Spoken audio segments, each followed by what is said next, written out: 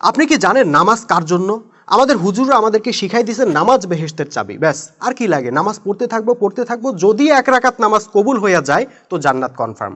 মৃত্যুর সঙ্গে সঙ্গে সোজা জান্নাতে গিয়ে ল্যান্ড করব। কিন্তু ভাই আপনি কি জানেন নামাজ আসলে কার জন্য? ধরেন কোনো একজন ব্যক্তি সেনাবাহিনীতে ভর্তি হবে, প্রশিক্ষণ নিবে, কিন্তু যুদ্ধ করবে না। তাকে কি সেনাবাহিনীতে নেওয়া হবে?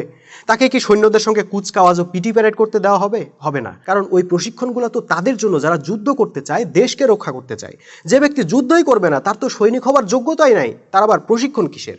ভাই নামাজের ক্ষেত্রেও একই কথা প্রযোজ্য। নামাজ মোমেনদের জন্য। আর মোমেন তারাই যারা আল্লাহর দ্বীন প্রতিষ্ঠার জন্য জান মাল দিয়ে সংগ্রাম করবে। এই সংগ্রাম যারা করতে নামবে তাদের ঐক্য, শৃঙ্খলা, আনুগত্য ইত্যাদি গুণ অর্জনের প্রশিক্ষণ হইল নামাজ। ভাই খেয়াল করেন, মোমেনরা যখন প্রতিদিন জামাতে নামাজ আদায় করবে সেখান থেকে তারা একত্রিত থাকার গুণ অর্জন করবে। যখন একজন নেতার নেতৃত্বে নামাজ আদায় করবে তখন বাস্তব জীবনেও একজন নেতাকে সর্বদা মেনে চলা শিখবে। যখন নেতার তাকবীরের সঙ্গে সঙ্গে রুকু, সেজদা ইত্যাদি করবে তখন বাস্তব জীবনেও নেতার কমান্ড অনুসরণ করা শিখবে। যখন নামাজে সবাই মিলে এক কেবলার দিকে মুখ করে দাঁড়াবে তখন বাস্তব জীবনেও সবাই এক লক্ষ্য উদ্দেশ্যের ব্যাপারে সচেতন থাকবে।